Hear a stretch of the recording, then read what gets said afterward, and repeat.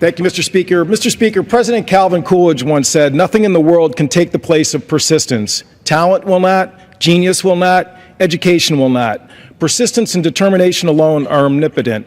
Yesterday, U.S. Senator Chris Murphy from the state of Connecticut reminded us of the truth of that statement when for 15 hours he stood on the floor of the United States Senate and refused to yield until he got a commitment from the Republican leadership of the Senate to hold a vote on a no-fly, no-buy piece of legislation to restrict people on the terror watch list from buying firearms, and also for having a common-sense background check reform which allows internet sales and gun show sales to be included in the background check system, which is supported by 53% of NRA households.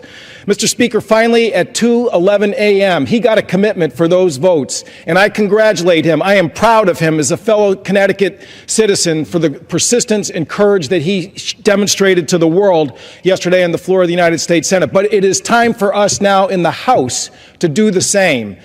We have tried 12 times in the House to force a vote on these measures, which the public is craving by huge majorities. And after the events of this last weekend, it is time for us to listen to Chris Murphy, to follow his example, to thank him for his leadership and persistence and courage, and let's do what the American people are looking for, which is ways to protect us from these mass shootings, which are far too many and far too damaging to the people of this country. I yield back the balance of my time.